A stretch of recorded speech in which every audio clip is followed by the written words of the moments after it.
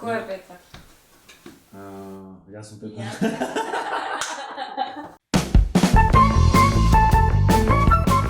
Здраво, дечки, јас сум Кика Вира, а ова до мене е Петар од Бринстер, кој што ми дојде денеска на кафе да ми раскаже нешто околу неговиот нов почеток. Минатата недела зборувавме за новите почетоци, видеото ќе можете да го видите тука долу. И на почеток, здраво Петар. Здраво, Кика. Фала ти што ми дојде на кафе, прв гостин си ми и имам и јас многу трема, ама се надевам дека ќе биде си како што треба. Искрено ми е драго, фала ти што ме покани. Фала ти што дојде. Значи, на почетокот, пред било што да кажеме, за сите оние кои што не те знаат, за веројатно 2-3 што не те знаат во суштина, ќе можеш ли да ни кажеш кој е Петар, што прави Петар и кој е тој интересен проект за кој што ќе го зборуваме сега.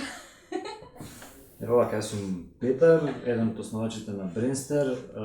Бринстер иначе е платформа стартап кој започна со работа пред 6-7 месеци во октомври минатата година.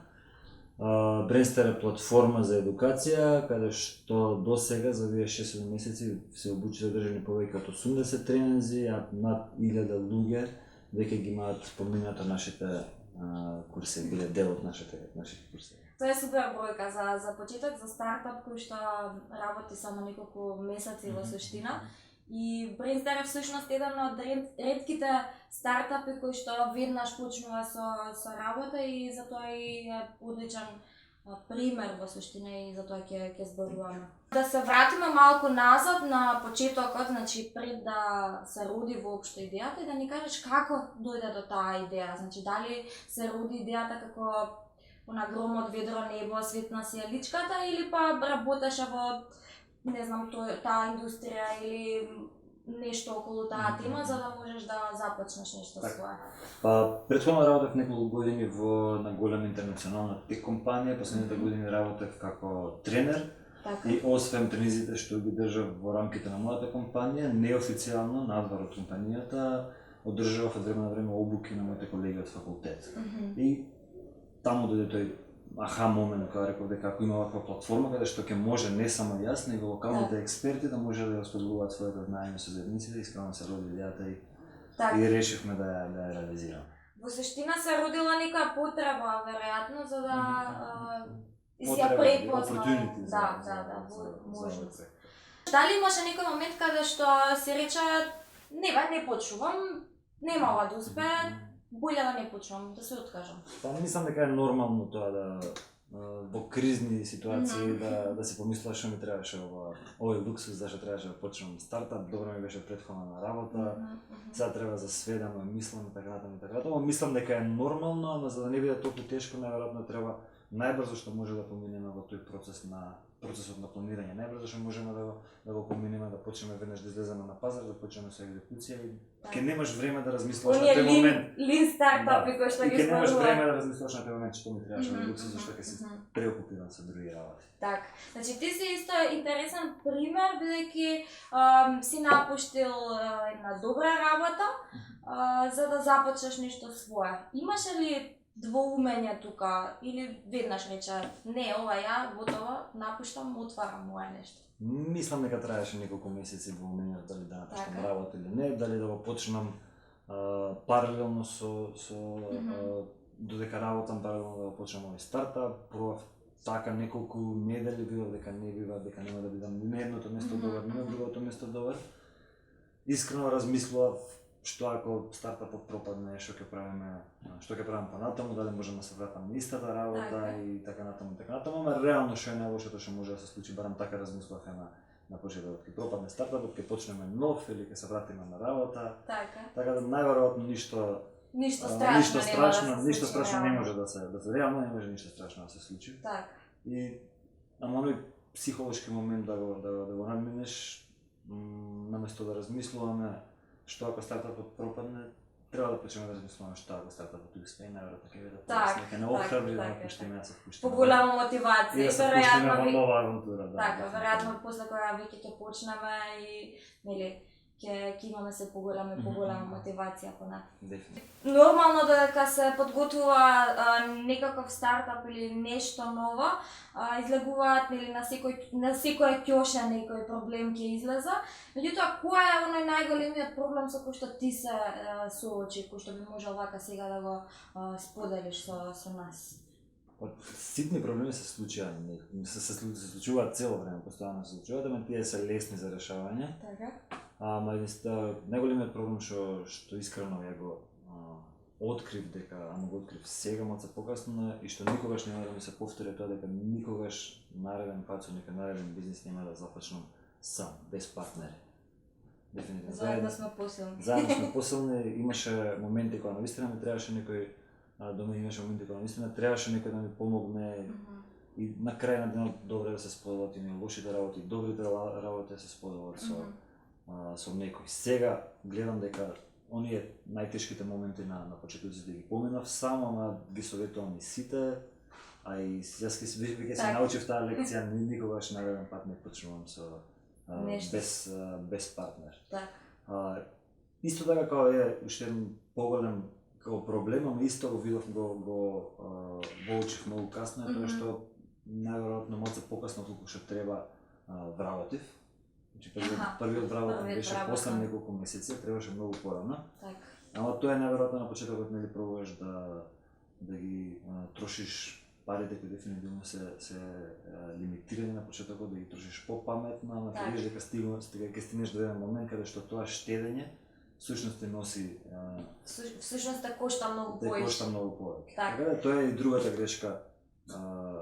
Втората поголема грешка што ја направив, што сега откривам дека е така, откога веќе вработив луѓе во компанијата. Така.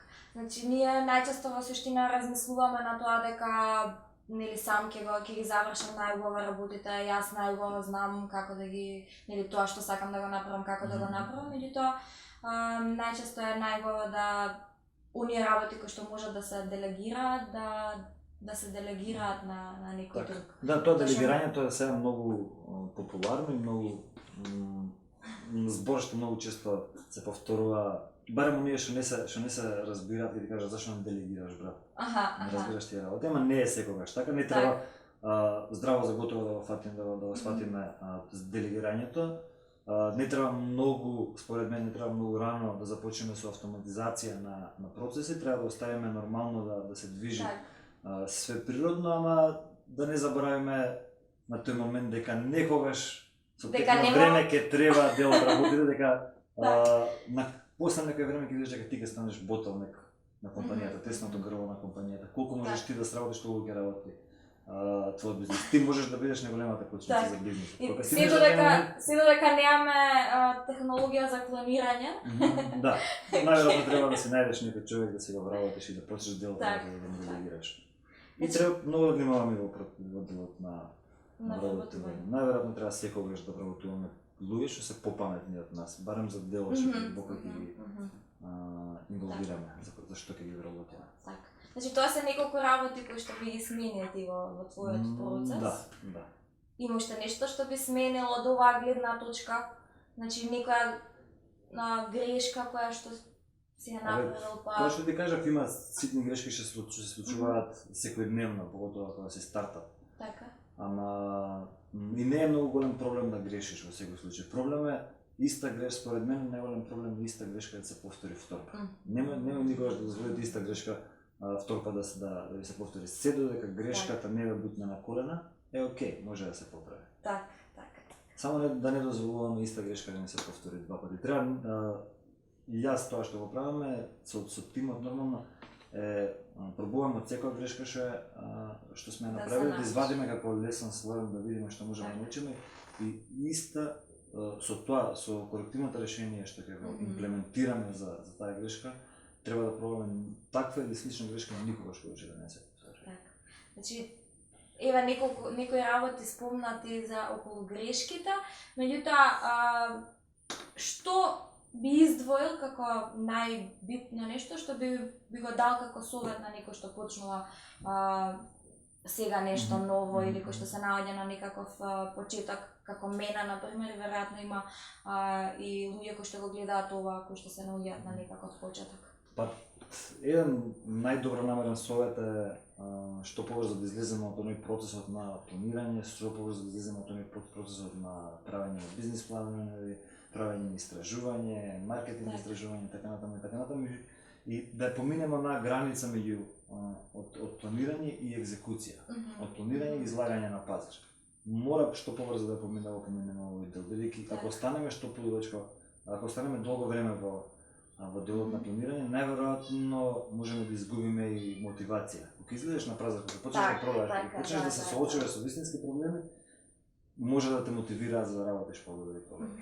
И најверојатно си сад, ајде пак ќе го кажеме на комфорт зона, ама додека си во делот на планирање, многу све убаво изгледа, па нудите дека можеш да направиш толку и толку илјадници евра, дека можеш да излезеш на толку и толку пазари, ама све е тоа планирање, интересни прикази, убави прикази. Да излеземе надвор и да видиме што всушност се случува надвор на пазар. Најверојатно ќе биде многу поразлично од тоа тука што сме го планирале. Значи, она на хартија што ќе го напишеме многу поинаку од тоа на пазарот.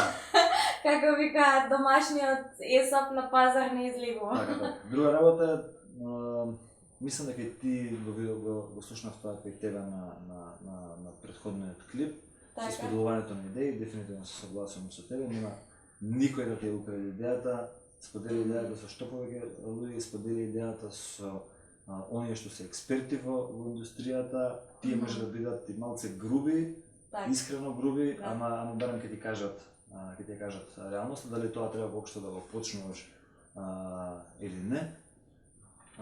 И друга работа е... Тие најубаво ќе ти кажат во суштина. Дефинитивно. Друга работа е, уште еден совет е побаре помош. Знаеме дека ние знаеме све, дека можеме све сами да завршиме, ама конечно не е јасно побаре помош. Има луѓе, барем луѓето што се од да кажам стартап заедницата, мислам дека барем ја такво искуство имам, кога да побараш помош од нив ќе ти изгледа во пресек.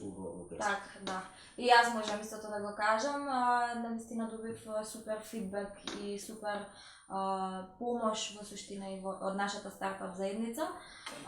Така да во секој случај што и да започнувате, што и да сакате да правите, има луѓе кои што ќе ви помогнат, не е дека сите ќе ви го свртат грбот или ќе ве исхейтаат или ќе ви ја украдат идејата. Има луѓе кои што навистина искрено сакаат да помогнат и можат да помогнат, така да не се плашете да ја искористите таа можност за да побарате помош и совет. Ама не заборавете, ако веќе сте побарале помош, кога дадат луѓе да те побараат помош и да побараат некој совет, не заборавете да вратите. Так. За крај би сакала да те прашам што е ново, што е иднината моментално за Brainster, на каде одиме? Тоа на што сме фокусирани ова лето е интернационално проширување, веќе имаме партнерски договори со нашите партнери веќе имаме договори со нашите партнери во Атина и во Берлин. Најверојатно многу брзо, тоа е за неколку месеци, ќе почнеме да работиме преку со нашите партнери да работиме во овие два града. Исто така за Македонија, односно за таму каде што сега функционираме, за Скопје ќе почнеме на многу интересен проект од септември, ама нема да кажувам многу, ќе биде интересна академија. Така да за многу брзо, за негде еден месец ќе почнеме да кажуваме детали за проектот. Добро, па ќе направиме пак некоја гостување. Да, најдобро нешто што сте виделе од Brainster. Одлично, супер. Се надевам дека дознавме еден куп, тоест сигурна сум дека дознавме еден куп нови работи од Петар. Brainster е навистина еден проект, еден стартап кој што одлично функционира и веќе се шири. Значи за помалку од година дена веќе одиме глобално на светски пазар, на европски пазар. Така да пратете, Петар можете да го пратите каде? Instagram, Snapchat, Twitter, Facebook, Исто и Brainstar, нели? И Brainstar на сите тие медиуми. На сите медиуми. Лајкнете на Facebook Brainstar. Brainstar е сама? Brainstar, да, Brainstar. Да, Brainstar. Следете, има еден куп различни курсеви постојано, обуки и така натаму.